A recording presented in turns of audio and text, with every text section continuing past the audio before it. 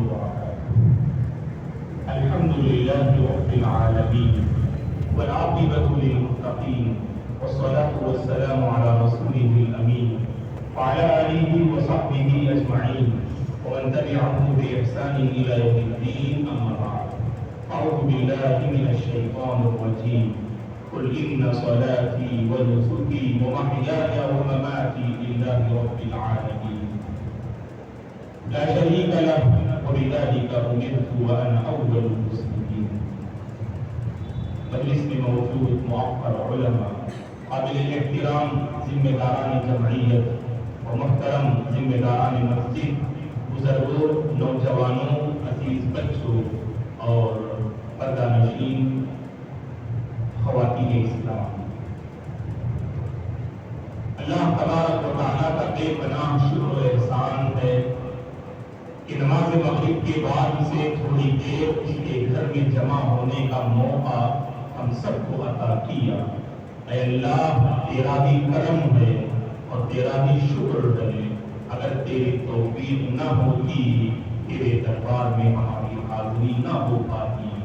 اس حاضری پر اے پروردگار ہم تیرا شکر بجا لاتے ہیں اور تجھ سے دعا کرتے ہیں ایسے خیرات کی جو مجلسیں ہوا کرتی ہیں ان کی قدر کرنے اور ان سے فائدہ اٹھانے کی ہم سب کو توفیق عطا فرما. جیسے تو نے ہم سب کو اس مبارک مجلس میں جمع کیا، جنت الفردوس میں بھی ہم سب کو جمع فرما. آمین. محترم حضرات و خواتین، ابھی 1 یا 2 دن باقی ہیں ذی الحجہ کے مبارک ایام میں انشاءاللہ ہم داخل ہو جائیں گے اور بڑے مبارک ایام ہیں یہ. قرآن مجید میں اللہ نے ان 10 دنوں کی قسم کھائی ہے، والفجر ولیال عشر. اور رسول اللہ صلی اللہ علیہ وسلم نے فرمایا، ابو داؤد اور ترمذی کی صحیح حدیث ہے، ما من ایام العمل الصالح فیہن احب الی اللہ من هذه الايام العشر. قالوا يا رسول الله ولا الجهاد في سبيل الله؟ قال ولا الجهاد في سبيل الله إلا رجل خرج بنفسه وماله ولم يرجع بذلك من شيء. فرمایا صلی اللہ علیہ وسلم نے ان 10 دنوں میں کیے جانے والے اعمال اللہ کے نزدیک بقیہ دنوں میں کیے جانے والے اعمال سے بہت زیادہ پسندیدہ. صحابہ نے پوچھا اللہ کے نبی سے، جہاد جیسی مبارک عبادت جس میں انسان اپنی جان کا نذرانہ پیش کرنے کے لیے میدان جہاد میں کود پڑتا ہے، اللہ کے راستے میں لڑنے سے بڑھ کر کیا فضیلت والا عمل ہے؟ اللہ کے نبی نے کہا کہ ہاں، اللہ کے راستے میں لڑنے سے انسان کو جو مقام و مرتبہ ملتا ہے اس سے کہیں زیادہ مقام و مرتبہ ان 10 دنوں میں عبادات کو بجا لا کر ہم پا سکتے ہیں. دوستو، اللہ کے نبی نے ایک مجاہد کو اس سے الگ کیا، اس کی فضیلت کو سب سے اعلیٰ جو ہے فضیلت کا جو مقام آپ نے عطا کیا. ایک مجاہد میدان جہاد کے لیے میدان جہاد میں آگے بڑھتا ہے اپنی جان کے ساتھ، مال کے ساتھ، اس میں سے کوئی چیز واپس نہیں لوٹتی ہے. مطلب یہ ہے کہ اسے شہادت نصیب ہو جاتی ہے. اس مجاہد کے علاوہ، اس شہید کے علاوہ اللہ کے راستے میں لڑنے والے مجاہد کا جو مقام و مرتبہ ہے اس سے کہیں زیادہ بلند ہے اس مسلمان مرد اور عورت کا جو ان 10 دنوں کی قدر کرتے ہیں. دوستو، امام ابن حجر رحمۃ اللہ علیہ نے اپنی شرح صحیح بخاری کی فتح الباری ہے، اس کتاب میں آپ لکھتے ہیں ان 10 دنوں کی آخر رات اس قدر فضیلت کیوں ہوئی؟ ابن حجر رحمۃ اللہ علیہ فرماتے ہیں، لمکان اجتماع امہات عبادات فیہ وہی الصلاۃ والصیام والصدقۃ والحج ولا يتأتى ذلك في غیرہ. ابن حجر رحمۃ اللہ علیہ فرماتے ہیں، اللہ اکبر، ان 10 دنوں میں اللہ نے بڑی عظیم عبادتوں کو جمع کر دیا ہے. غور کر کے دیکھیے، ان 10 دنوں میں آپ نمازوں کی پابندی کرتے، روزوں کا اہتمام کرتے، صدقہ و خیرات کا اہتمام کرتے، اور اللہ کے بندوں اور بندیوں کی ایک تعداد ایسی ہے جو کعبۃ اللہ کا رخ کرتی ہے اور فریضہ حج جو ہے ادا کرتی ہے. اللہ سے ہماری دعا ہے کہ مثال جو حضرات تشریف لے جا رہے ہیں اور جو میں پہنچ چکے ہیں، اللہ سب کے سفر کو قبول فرمائے، ان تمام کو اللہ حج مبرور نصیب فرمائے۔ ہم میں سے جنہوں نے حج کیا ہے اللہ تعالیٰ ہماری اس عبادت کو قبول فرمائے، اور جو حج کرنے سے رہ گئے ہیں، جو حج کرنے سے رہ گئے ہیں، اللہ تعالیٰ حرمین شریفین کی زیارت نصیب فرمائے، اور حج یا عمرے کی سعادت سے اللہ ہم سب کو مالا مال فرمائے، آمین۔ تو یہ بڑی اور عظیم عبادتیں ان 10 دنوں میں جمع ہو جاتی ہیں دوستوں، اسی لیے کوشش کرنا کہ داخل ہونے سے پہلے اپنے اندر ایک جذبہ پیدا کریں دوستوں۔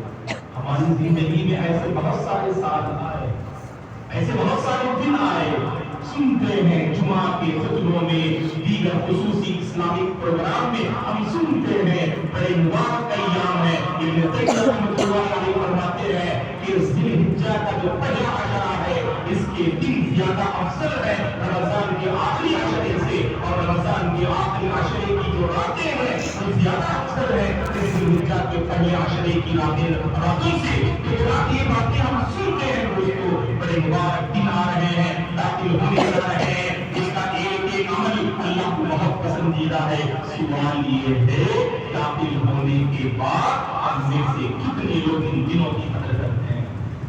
وہی رفتار بیٹن کی جو پہلے تھی سو اب بھی ہے، بڑا معاملہ ہوتا ہے۔ داخل ہونے کے بعد بھی کوئی ایسا اور شعور ہمارے اندر نہیں ہوتا، معاف کیجیے گا محترم بزرگوں اور محترم خواتین اسلام، ایک جذبہ اپنے اندر پیدا کیجیے، ایک طرف اپنے اندر پیدا کیجیے، اللہ سے مانگیے داخل ہونے سے پہلے ہی، اے اللہ ہم داخل ہونے جا رہے ہیں، ان 10 دنوں کی خاص قدر کرنے کی توفیق عطا فرما، مانگیے اللہ سے، کیونکہ اللہ کو بہت سارے بندوں کا اور بندیوں کا معاملہ یہ ہے، عبادات کے سلسلے میں ہماری طبیعت آمادہ نہیں ہوتی ہے دوستوں، ہمارے اندر وہ جذبہ پیدا نہیں ہوتا، برسوں سے ہم نماز فجر کے بارے میں سنتے ہیں اور کبھی توفیق نہیں ملتی عیدین کے علاوہ اور خاص دنوں کے علاوہ کہ فجر میں ہماری حاضری ہو جائے، یہ آخر دیکھا، یہ سستی کیوں، یہ لاپرواہی کیوں، یہ غفلت کی زندگی کیوں؟ کیونکہ کبھی ہم نے اس بیماری کو بیماری نہیں سمجھا، اس پریشانی کو پریشانی نہیں سمجھا۔ اللہ سے اپنے دین کی جو پریشانیاں ہیں، جو عمل کرنے میں آپ کے اندر پیدا ہو رہی ہے، اللہ سے مانگیے، اللہ ضرور راستے ہموار فرمائیں گے انشاءاللہ۔ داخل ہونے سے پہلے ہی جذبہ ہونا چاہیے ہمارے اندر، اور اللہ کا کرم ہے، اللہ تعالیٰ خیر دے کہ یہ اپنا قدیم شاہ جو نمبر اور اس مسجد کے ذمہ داران کو کہ داخل ہونے سے پہلے ہی الحمدللہ یہ پروگرام جو ہمارا جو ہے چل رہا ہے، تو ہم میں سے ہر ایک میری ذمہ داری ہے بحیثیت مسلمان، اور آپ کی ذمہ داری ہے اپنی کمزوریوں کا جائزہ لیجیے، اپنی کوتاہیوں کا اعتراف کیجیے اور اللہ سے مانگیے، اللہ ضرور کمزوریوں اور کوتاہیوں کو دور کریں گے، اور ہمارے اندر ایک دینی جذبہ، سچا جذبہ اللہ پیدا فرمائیں گے انشاءاللہ۔ ہر کار خیر میں آگے بڑھیں گے، ہر کار خیر جو آپ سمجھتے ہیں یہ نیکی ہے، آپ کو معلوم ہے، آپ کو حدیث میں روشنی میں یہ اللہ کو راضی کرنے والا عمل ہے، یہ جنت سے قریب کرنے والا عمل ہے، یہ اللہ کی رضامندی کو دلانے والا یہ عمل ہے، اس عمل میں آگے بڑھنا چاہیے دوستوں۔ اور اسی طرح ان 10 دنوں میں خاص کر روزوں کا اہتمام اور خصوصاً جو عرفے کا روزہ ہے اس کی پابندی کرنے کی کوشش کریں دوستوں۔ صحیح مسلم کی حدیث میں آپ اچھی طرح سے جانتے ہیں، صیام یوم عرفہ احتسب علی اللہ ان یکفر السنۃ التي قبلہ والسنۃ التي بعدہ، میں اللہ کی رحمت سے اجر و ثواب کی امید کرتا ہوں۔ اللہ کے نبی نے فرمایا جو عرفے کے دن کا روزہ ہے، ایک دن کا روزہ رکھنے سے اللہ 2 سال کے گناہ معاف کر دیتے ہیں، اگلے اور پچھلے۔ اس سے بڑا آفر کیا چاہیے دوستوں؟ ایک دن کا روزہ فجر صادق سے لے کر غروب آفتاب تک کھانے پینے کی چیزوں سے بات لینا، سبحان اللہ، ایک دن آپ نے روزہ رکھا، عرفے کا روزہ، اللہ اس کے بدلے 2 سال کے گناہ معاف کر رہے ہیں۔ ہمارے اندر جذبہ ہونا چاہیے، سنتے ہیں لیکن پھر بھی ایک مزاج نہیں ہمارا، برسوں سے کبھی رکھا نہیں، برسوں سے کبھی عاشورے کا اہتمام کیا نہیں، برسوں سے کبھی عرفے کا اہتمام کیا نہیں، تو ہمارے اندر ہمت نہیں ہوتی ہے۔ ہمت کیجیے، اللہ آپ کے ہموار کریں گے۔ اس ساتھ تہیہ کیجیے، عرفے کا روزہ ہم رکھیں گے اور اللہ ضرور جو ہے آپ سے ہموار کریں گے آپ کے لیے۔ جب تک اندر جذبہ پیدا نہیں ہوگا. اللہ کی یہ سنت ہے دوستو, اللہ کا یہ قانون ہے, اللہ نیکیوں کے مواقع فراہم نہیں کرتے. گناہ کے سلسلے میں بولنے کی ضرورت ہے کیا؟ آج ہمارے اپنی زندگی کا جائزہ لے کر دیکھیے, ہمارے نوجوان اٹھتے بیٹھتے لیٹتے جاگتے چلتے پھرتے گناہ کے بارے میں سوچتے ہیں. گناہ کے راستے ان کے لیے بہت آسان ہو جاتے ہیں. ہمیشہ اپنی سوچ نیکی کی سوچ پر بنائیے, آپ اپنے ذہن کو نیکی کی طرف موڑیے. اللہ کی پسند نیکی کی محبت دل میں پیدا ہو جائے گی اور برائی سے نفرت پیدا ہو جائے گی آپ کے دل میں. اور گناہ کرتے ہوئے جو احساس موجود ہے, جو توبہ کی دلیل ہے, اللہ اس احساس کو ہمارے دلوں میں پیدا کر دے گا. بڑے مبارک ایام ہے جس کا ہم استقبال کرنے جا رہے ہیں, اور ان دنوں میں خاص کر ان دنوں میں ذکر و اذکار کا اہتمام کرنا چاہیے. بڑی عظیم نیکی ہے جو ان 10 دنوں میں خاص کر جن کا ہم اہتمام کریں. اس پر احمد کی حدیث ہے, اللہ کے نبی نے ان 10 دنوں کے بارے میں ذکر کرتے ہوئے فرمایا فَأَكْثِرُوا فِيهِنَّ مِنَ التَّهْلِيلِ وَالتَّحْمِيدِ وَالتَّكْبِيرِ. ان 10 دنوں میں زیادہ سے زیادہ لا الہ الا اللہ کی پابندی کرو, الحمدللہ کا اہتمام کرو, اللہ اکبر کا ذکر کیا کرو. اس کو اہتمام ہونا چاہیے ہمارے پاس. لیکن ہم کیا ہیں, ذکر و اذکار سب جانتے ہیں, سب سے آسان نیکی ہے اور بڑی عظیم نیکی ہے, اور سب سے زیادہ لاپرواہی کسی عبادت میں ہوتی ہے کہ نہیں؟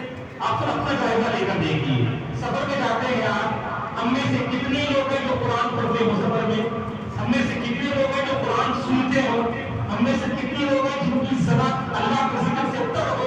حالانکہ معلوم ہے آپ کو سبحان اللہ, الحمدللہ, اللہ اکبر, لا الہ الا اللہ, استغفر اللہ, سبحان اللہ وبحمدہ, سبحان اللہ العظیم, سبحان اللہ وبحمدہ, عدد خلقہ ورضا نفسہ وزینۃ عرشہ ومداد کلماتہ, لا الہ الا اللہ وحدہ لا شریک لہ, لہ الملک وله الحمد وهو على كل شيء قدیر. بچپن سے یہ اذکار سنتے ہیں اور ہم میں سے بہت سو یاد ہے, لیکن کبھی اہتمام کرنے کی توفیق نہیں ملتی.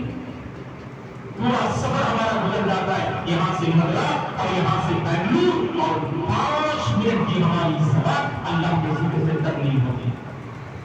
میں سمجھتا ہوں دوستو, ہم نے ایک ماحول یہ بنایا ذکر و اذکار کے سلسلے میں, اٹھتے بیٹھتے لا الہ الا اللہ, اللہ خاص کر ان 10 دنوں میں, ان 10 دنوں میں خود بھی اہتمام کریں, اپنے گھر والوں کو بھی پابند بنائیے. آسان طریقہ کیا ہے, گھر میں ابو سے مت کریے, امی اور بہن سے مت کریے, ذکر کرو مت کریے, بلکہ آپ کو گھر میں رہتے ہوئے لا الہ الا اللہ, استغفر اللہ, اللہ اکبر. آپ اگر بلند آواز سے کر لیں نا, سامنے والے کو خود بخود ماشاءاللہ آپ کو یاد دلا دیا کہ ذکر کرنا چاہیے. ہماری سب سے بڑی پریشانی کیا کہ دین کے معاملے میں جب کوئی بات آتی ہے خود عمل کرنے اور بتانے میں جھجکتے ہیں. اللہ رحم کرے ان کانوں پر, اللہ ہدایت کے ان گھر والوں کو جو برائی کو عام کرنے میں ذرہ کر بھی جھجکتے نہیں. ساس بہو بیٹا سب کچھ بیٹھ کر نئی کی ناچ دیکھتے ہیں اور ذرہ کر بھی ان کے دلوں میں کوئی بڑی خوف پیدا نہیں ہوتا. برائی کرتے ہوئے ہمارے اندر کوئی بدلاؤ نہیں, اور نیکی کرتے ہوئے جھجکتے. اگر ابو جمائی لیتے ہوئے اپنے منہ کو بند نہیں کرتے ہیں, بیٹے کو معلوم ہے جمائی لینا شیطان کی طرف سے ہے, تو انہیں منہ بند کرنا چاہیے. بیٹے نے باپ کو بتایا نہیں, اور بیٹا اسی طرح سے ابو کو بیٹا دیکھ رہا ہے کہ ان کی اپنی پائیں ٹانگیں سے نیچے لٹک رہی ہے. کبھی اچھے انداز سے پورا کے ساتھ اپنے ابو کے سامنے بندگی کے ساتھ ذکر کیا نہیں. کیوں؟ نیکی کی بات آتی ہے اور جھجک آتی ہے ہمارے اندر دوستوں.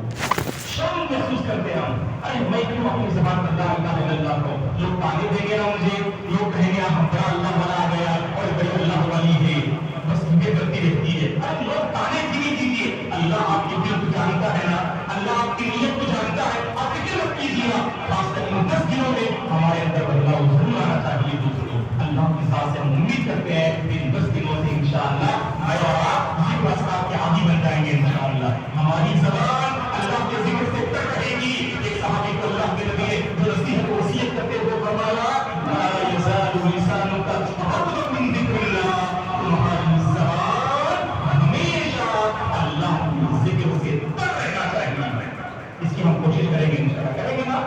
انشاءاللہ، تاکہ ہماری روح جب قبض ہو اس دنیا سے ہماری زبان اللہ کے ذکر سے لبریز رہے انشاءاللہ۔ ایسی حالت میں فرشتے ہماری روح قبض کریں گے۔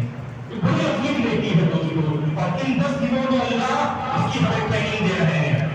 قرآن میں اللہ نے کہا وَيَذْكُرُونَ اللَّهَ فِي أَيَّامٍ مَّعْلُومَاتٍ، ان متعین دنوں میں، ذی الحجہ کے 10 دنوں میں جہاں پر آپ جانوروں پر اللہ کا نام لے کر ذبح کرتے ہیں، وہیں پر ان متعین دنوں میں اللہ کا نام کثرت سے لیا کرو، اللہ کا نام زیادہ سے زیادہ، اللہ کی بڑائی کی بیان کرو، اللہ کی کبریائی بیان کرو۔ امام بخاری رحمۃ اللہ علیہ نے اپنی صحیح میں تعلیماً اس روایت کو نقل کیا ہے کہ ابن عمر رضی اللہ عنہما، ابو ہریرہ، عبد الرحمن بن صخر الدوسی رضی اللہ عنہ، یہ دونوں ذی الحجہ کے مہینے میں داخل ہو جاتے، بازار میں چلے جاتے، بآواز بلند تکبیر کا اہتمام کرتے تاکہ بازار میں وہ احباب جو تجارت میں، کاروبار میں، دنیاوی کاموں میں مشغول ہیں، انہیں یاد ہو جائے کہ بڑے مبارک ایام ہیں، اللہ کی بڑائی بیان کرنی چاہیے۔ اللہ اکبر، اللہ اکبر، اللہ اکبر، لا الہ الا اللہ، اللہ اکبر، اللہ اکبر وللہ الحمد۔ ان 10 دنوں میں اللہ کی بڑائی کثرت سے اور اللہ کی تعریف ہمیں کرنے کی ضرورت ہے دوستو۔ ان 10 دنوں میں جن اعمال کو ہم انجام دیتے ہیں ان میں سے ایک عظیم عمل، اگر یہ کہوں تو غلط نہ ہوگا، ان 10 دنوں میں جو سب سے عظیم نیکی ہے، جو اللہ کو بہت پسندیدہ ہے، وہ قربانی ہے دوستو۔ وہ قربانی ہے جو بڑی عظیم نیکی ہے، اللہ کو یہ بہت پسندیدہ عمل ہے۔ یاد رکھیے گا اس عید الاضحیٰ کی جو کچھ فضیلت ہے، اہمیت ہے، وہ اسی قربانی کی بدولت ہے۔ اللہ کے وہ بندے آپ میں سے اور بندیاں جو طاقت رکھتے ہیں اللہ کے راستے میں جانور کو ذبح کرنے کی، ان سے ہماری گزارش ہے آگے بڑھیں، پہل کریں اور اللہ کی خاطر قربانی کا قریباً انجام دینے کی کوشش کریں۔ اللہ کے نبی نے فرمایا، حسن روایت ہے، حسن روایت ہے، اللہ کے نبی نے فرمایا صلی اللہ علیہ وسلم نے، جو تم میں سے قربانی دینے کی طاقت رکھتا ہے قربانی نہ دے، قربانی نہ دے، وہ عیدگاہ کے قریب بھی نہ آئے، یہ اللہ کے نبی نے وعید سنائی۔ تو لہذا دوستو، آپ کے کچھ مسائل ہوتے ہیں، مالی مسائل ہوتے ہیں، فوراً آپ اسے آگ میں لاتے ہیں اور کہتے ہیں، حالانکہ آپ کے پاس کچھ سہولتیں ہوتی ہیں، اگر آپ نے چاہا تو الحمدللہ اللہ کی خاطر یہ قربانی پیش کر سکتے ہیں آپ، لیکن آپ اپنے دامن کو چھڑانے کے لیے کوئی نہ کوئی بہانہ بنا دیتے ہیں۔ دین کے سلسلے میں جب کوئی بات یہ کہی جاتی ہے، لوگ آفت تلاش کرتے ہیں، کوئی نہ کوئی نکلنے کا راستہ تلاش کرتے ہیں۔ نہیں دوستو، ہمارے اندر ایک جذبہ ہونا چاہیے، یہ بات ہم جانتے ہیں کہ الحمدللہ قربانی ایک عظیم جہاں نیکی اور عبادت ہے، وہی آسان عبادت بھی ہے۔ شریعت نے یہ نہیں کہا کہ ہر آدمی کو ایک جانور ذبح کرنا چاہیے، ہر آدمی کو ایک گائے کا ایک حصہ پیش کرنا چاہیے، بلکہ پوری فیملی کی طرف سے آپ ایک بکری کو ذبح کر سکتے ہیں۔ آپ فیملی میں ایک اہم ممبر ہے جو سرپرست ہے، جو کماتے ہیں الحمدللہ، اور آپ کے تحت میں، آپ کے ماتحتی میں تقریباً 8-10 لوگ جو ایک ساتھ فیملی میں رہتے ہیں، ان تمام کی طرف سے آپ ایک بکری ذبح کر سکتے ہیں۔ آپ یا نہیں تو گائے کے جو 7 حصے ہیں ان میں سے ایک حصہ پیش کر دیجیے۔ لوگوں میں وہی غلط تصور ہے، ایک بکری ایک آدمی کی طرف سے اور گائے 7 آدمی کی طرف سے۔ 7 آدمی نہیں ہے، وہ 7 فیملی کی طرف سے باقاعدہ آپ ایک گائے دے سکتے ہیں اور ایک فیملی کی طرف سے ایک بکری دے سکتے ہیں۔ آپ بڑی آسان نیکی ہے دوستو، آپ پہل کریں۔ جب گائے میں ایک حصہ بھی آپ لے گا تو پورے گھر والوں کی طرف سے کافی ہو جائے گا۔ اب ان نے وضاحت کرتے ہوئے فرمایا، اگر آپ کے گھر میں 2 چولہے ہیں، 2 الگ جینا ہے، دونوں الگ کماتے ہیں تو ان کی ذمہ داری ہے، اس کی 2 بھائی رہتے ہیں، دونوں کی فیملی ہے، دونوں کما رہے ہیں، تو لہٰذا جو ہے دونوں الگ الگ ہو، یعنی اپنی فیملی کی طرف سے جو ہے قربانی پیش کریں۔ الحمدللہ ایک بھائی ہے جو سرپرست ہے، بقیہ بھائی کالج میں پڑھ رہے ہیں، مدرسے میں پڑھ رہے ہیں، سب چھوٹے ہیں، سب کی ذمہ داری بڑے بھائی کی ہے، تو لہٰذا بڑے بھائی اپنے سارے بھائیوں کی طرف سے، بہنوں کی طرف سے اگر ایک جانور بکری کی شکل میں یا گائے کا ایک حصہ کو پیش کر دے تو الحمدللہ قربانی ہو جاتی ہے دوستو۔ یہاں بڑی عظیم اور آسان نیکی ہے، تو اس میں پہل کرنا چاہیے۔ اور یہاں پر ایک بات یہ بھی میں ذکر کر دوں، جب قربانی کی بات آتی ہے لوگ سوال کرتے ہیں کیا مولانا اچھی کوالٹی والا جانور لینا، کیا بالکل عمدہ ہو، موٹا ہو، فربا ہو، تازہ ہو، ایسا ہی جانور لینا ہے یا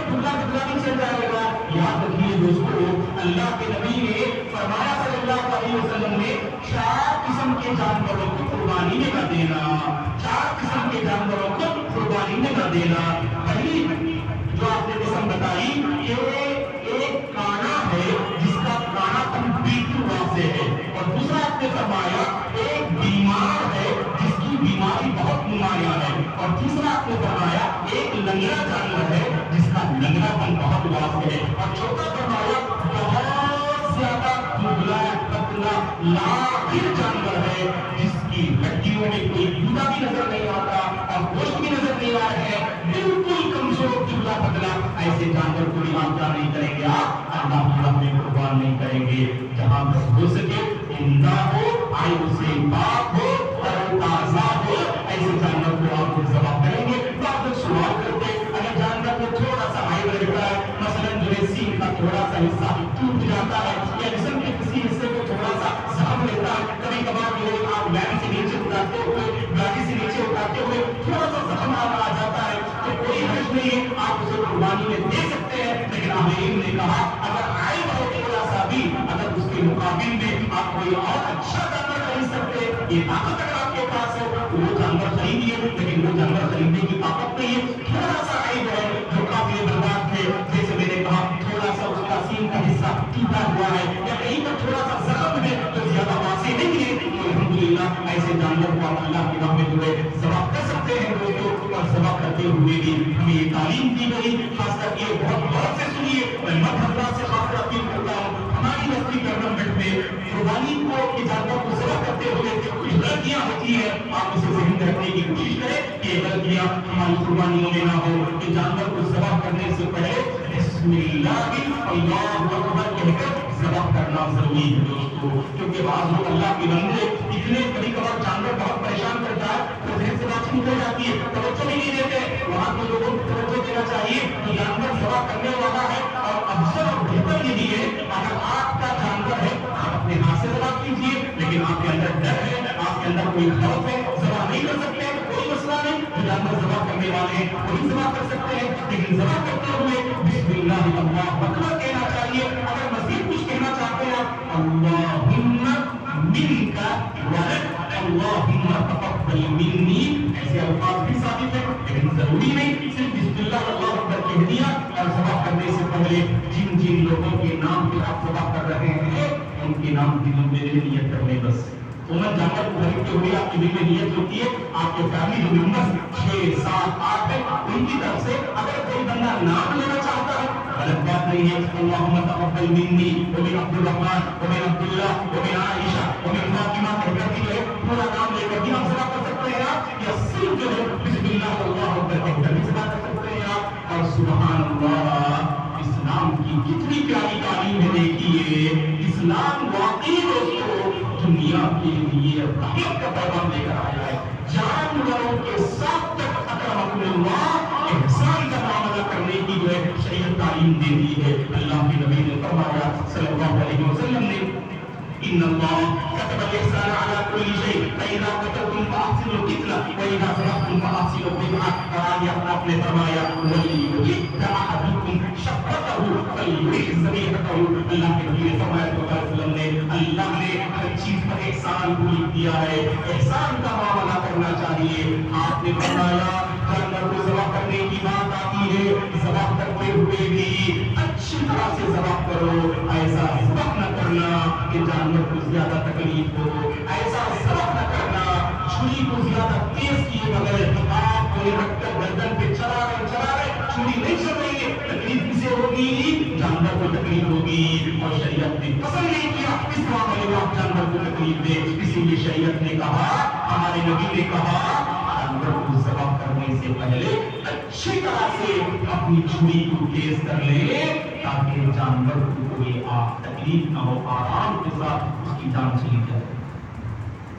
یہاں پر تو اس طرح باندھ کے رکھتے ہیں، ڈالنا چاہیے، لیکن جیسے ذبح کرتے وقت کھولنا چاہیے نا، ہمارے لوگ نہیں کھولتے، کھولنا بھی چاہے تو عورتیں منع کرتے ہیں اندر سے، خاص کر گھر کے اندر جو ہے جانور ذبح کرنا زیادہ مناسب ہے تاکہ راستے وغیرہ ہمارے جو محفوظ رہے اور گندگیاں وہاں نہ پھیلے۔ تو جب آپ اندر کسی صحن میں یا بالکل گھر کے آخری حصے میں ذبح کرتے ہیں اور اپنا وہ فکر کی ہوتی ہے دیوار گندی نہ ہو جائے، اسی لیے کہتے ہیں کہ فوراً پیر نہیں کھولنا، ہاتھ نہیں کھولنا، بالکل پہلے جان کے رکھتے تھے. 5-10 منٹ تک بیچارہ وہ جانور تڑپتے رہتا ہے، اسے فوراً کھول دینا چاہیے دوستو، تاکہ وہ جس قدر اپنے پیر کو پٹکائے گا زمین پر اس کی روح آسانی سے جو چلی جائے گی. تڑپا کے اس کی روح کو آپ جانے مت دیجیے. آپ تھوڑی سی گندگی پھیلے گی، برداشت کر لیجیے، انشاءاللہ آپ یقیناً اس کی صفائی کر لے سکتے ہیں آپ، لیکن آپ ایسا نہ کریں کہ جانور کی تکلیف دے دوستو. اور یہاں پر ہمارے یہاں بستی میں اچھی طرح سے جانتے اس پر بہت کم پابندی ہو پاتی ہے، خاص کر جو یعنی گلیوں میں جو ذبح کرتے ہیں نا، ایک جانور وہاں رہتا ہے جہاں ذبح کرتے رہتے ہیں، جس پر زیادہ پریشان ہو جاتا ہے. آپ سمجھتے کہ اسے کیا معلوم، اسے معلوم ہوتا میرے بھائی.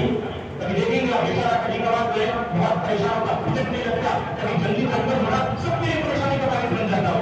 تو اسی لیے آپ کو چاہیے ایک جانور کو ذبح کرتے ہوئے دوسرے جانور کے سامنے اسے ذبح مت کیجیے، آپ اس کو بالکل جو ہے دور رکھیے تاکہ کسی طرح کی کوئی پریشانی نہ ہو. شریعت کی ایک تعلیم سبحان اللہ ایسی ہے دوستو، ہمیں اس پر عمل کرنا چاہیے. اور قربانی کے سلسلے میں میں یہ بات ضرور آپ کے خدمت میں رکھوں گا کہ قربانی عظیم نیکی ہے، اس کی قبولیت کے لیے اخلاص بہت ضروری ہے دوستو. یہ شو آف نہیں ہونا چاہیے، معاف کیجیے گا. اللہ کے پاس بندے شو آف کرتے ہیں قربانی. جانور کتنے میں خریدا تم نے؟ 80,000 میں.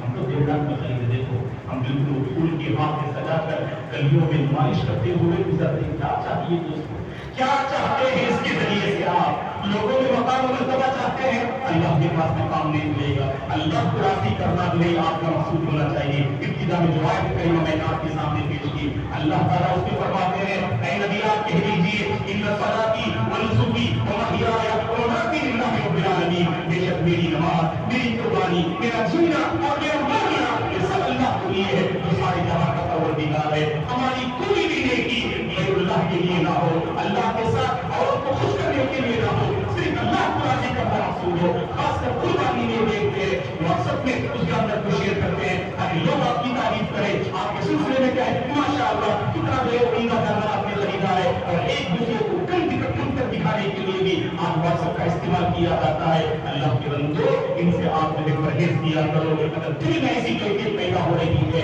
تو غلط بات نہیں ہے، فوراً اسے مٹانے کی اور دبانے کی کوشش کرو اور اللہ سے کہو اے اللہ میرے دل میں جو وسوسہ آ رہا ہے، لوگ میری تعریف کریں گے، لوگ میرے سلسلے میں اچھے الفاظ کہیں گے، کیوں یہ پروردگار یہ جنت میں تیرے لیے دعا کر رہا ہوں کیونکہ مجھے تیری آیت پہ ایمان ہے، کیونکہ تیرا یہ فرمان ہے یہ ینال اللہ یحبھا ولا دماؤھا ولکن ینالہ التقوی منکم. اللہ کے پاس ان جانوروں کا نہ گوشت پہنچتا ہے نہ خون پہنچتا ہے، اگر پہنچتا ہے تمہارے دلوں کا تقوی پہنچتا ہے. دوستو تمہارے دلوں میں اللہ کا کتنا ڈر ہے، کس قدر اللہ کی خاطر پر انجام دے رہے ہیں، یہ چیز اللہ کے پاس پہنچتی ہے.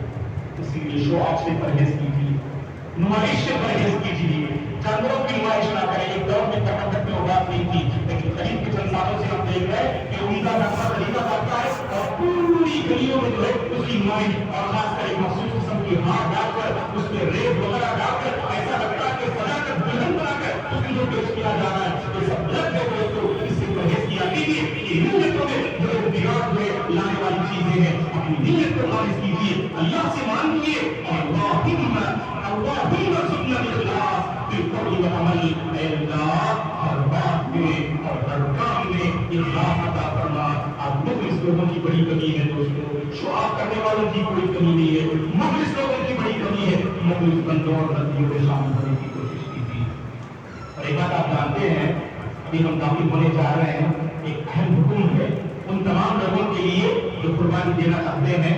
آپ اگر جانور خریدتے ہیں جن جن کے نام پر آپ قربانی دیں گے ان تمام کو چاہیے کہ ذی الحجہ کا چاند نظر آنے سے پہلے سر زیر ناف کے بعد اور بغل کے بعد ابھی اس کی بے صفائی کرنے آپ لوگ، کیونکہ یہ حکم ہے کہ جو قربانی دینے والے ہیں ذی الحجہ کا چاند نظر آنے کے بعد قربانی جب تک نہ دے آپ نہ سر کے بال مونڈیں گے نہ زیر ناف کے بعد اور نہ بغل کے بال اور ناخن بھی نہیں تراشیں گے آپ. تو لہٰذا اس کی جو ہے آپ پابندی کریں، آپ اس پر جو ایک دوسرے کی توجہ کیا کریں. تو یہ ابھی دن باقی ہے، شاید کل یا پرسوں ہے نا، شاید کل یوم الشک ہے، شاید کل آج یوم الشک تھا، کل نظر آ جائے گا انشاءاللہ. سے ہی خیر بہرحال اہتمام کریں.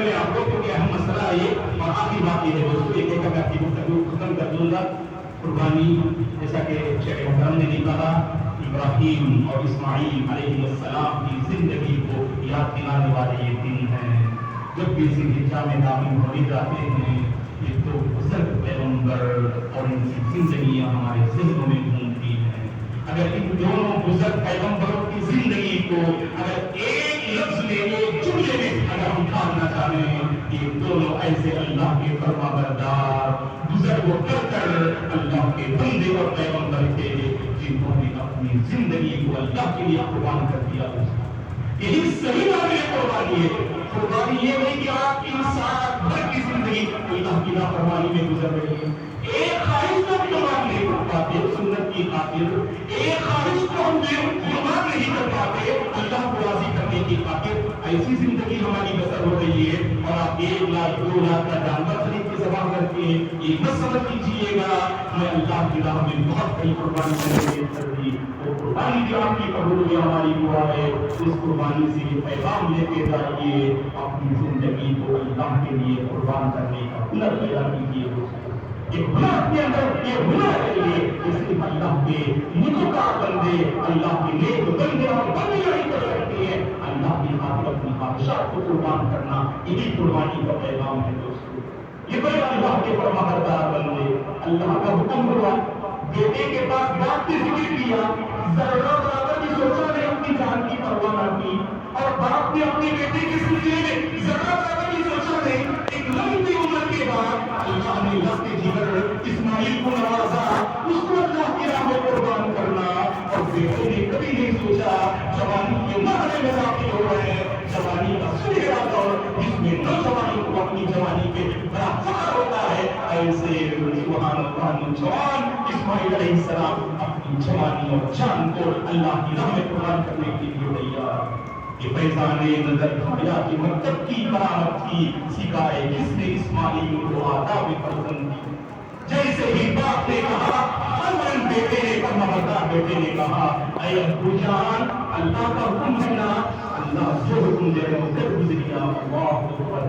ایسے بنائیے دوستو، جیسا کہ شیخ نے بھی اپنی تقریر میں کہا، اپنے بچوں کو ایسا فرما بردار بنائیے اللہ کی خاطر سب کچھ نچھاور کرنے والے بن جائیں. ہمارے یہ بچے سب سے بڑا مسئلہ بچوں کا ہے، یہ بگڑتی ہوئی نسل جن کے ہاتھ میں مستقبل کی بات ہو رہے، جو آگے چل کر مساجد و مدارس اور بہت ساری ذمہ داریاں اور کرسیوں کو سنبھالنے والے، لیکن نوجوان نسل کو ہم دیکھتے ہیں سڑکوں کی زینت بنے ہوئے ہیں، اوقات کو برباد کر رہے ہیں، تعلیم میں کوئی دلچسپی نہیں، ان کی زندگی میں کوئی دینداری نظر نہیں آتی. یہ نوجوان نسل مستقبل میں ان کا کیا ہوگا؟ ایک مشکل معاملہ ہے دوستو. میں بزرگ آباد سے گزارش کرتا ہوں اپنے بچوں کو معاشرے میں پلنے والے نوجوانوں کو اتنا فرما بردار بنائیے، اللہ کی خاطر قربان کرنے والے بنائیے.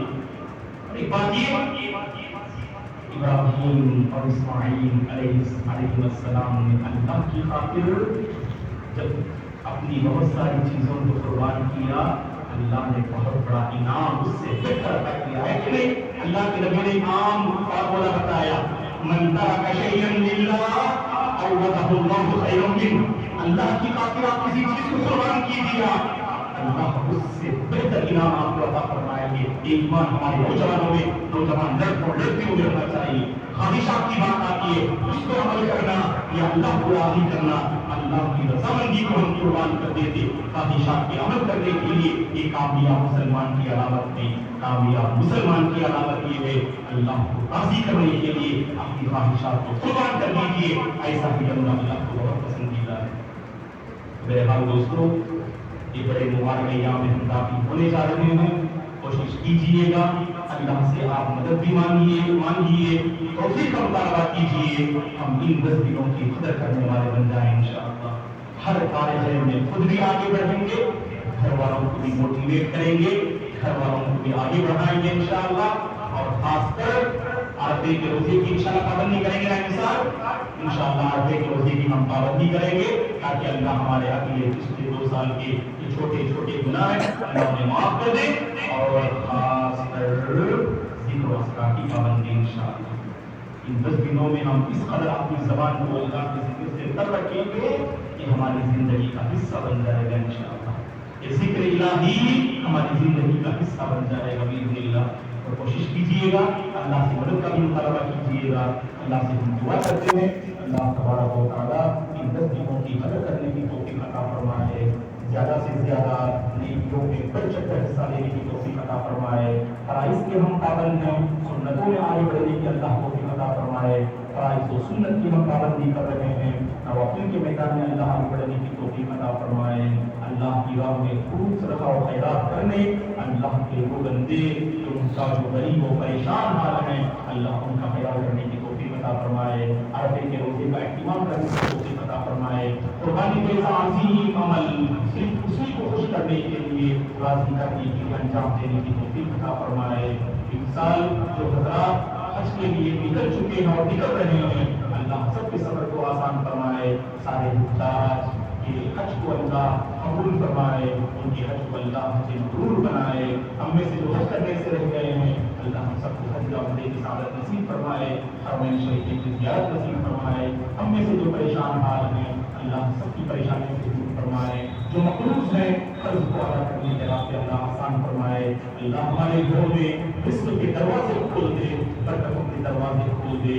ہم میں سے وہ شوہر اور بیوی جو اس دیوالی زندگی کو لے کر پریشان ہیں, اللہ ان کے دلوں میں حقیقی محبت پیدا فرما دے. اللہ نے ہم میں سے جن کو اولاد سے نوازا ہے, اللہ ہمارے بچوں کو نیک اور صالح بنائے. ہم میں سے جو اولاد سے محروم ہیں, اللہ انہیں نیک اولاد نصیب فرمائے. ہمارے معاشرے کے وہ نوجوان لڑکے اور لڑکیاں جو شادی کے مرحلے میں قدم رکھ چکے ہیں, اللہ ان کے حق میں نیک جوڑوں کا جو فیصلہ فرمائے, نیک جوڑے کا انتظام اللہ ان کے حق میں فرمائے. اے اللہ, تجھے راضی کرنے کے لیے ہم سب یہاں جمع ہوئے ہیں, ہماری بیٹھک کو تو قبول فرما, ہماری اس نشست کو تو قبول فرما.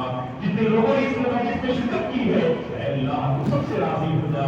سب کی زندگی میں تو برکتوں کے دروازے کھول دے, سب کو صحت و عافیت سے تمہارا مان فرما, سب کی پریشانیوں کو دور کرا, سب کو بیماریوں سے تو محفوظ رکھ. ایمان پر باقی رہے, ایمان پر نہ دیکھیے اللہ, تو ہم سب کو توفیق عطا فرما. آمین. اقول قولی هذا واستغفر الله لي ولكم ولسائر المسلمين من كل ذنب فاستغفروه انه هو الغفور الرحيم. ان شاء الله